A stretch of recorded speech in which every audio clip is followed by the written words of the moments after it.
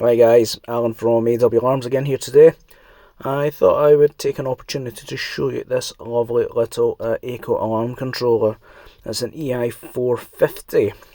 They have lots of features. Main feature that most people use it for is for testing the alarms. You push the button on it, it activates the alarms. But there are other features such as a locate, so if all the alarms are sounding and you don't know which one is running, you press the locate button and it stops all the other alarms sounding except for the one that's generating the alarm.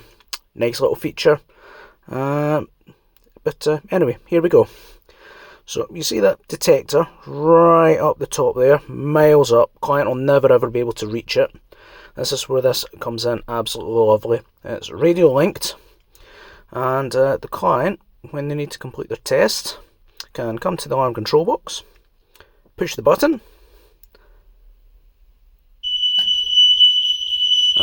all the alarms will sound, and then it just makes the whole system a lot more user friendly.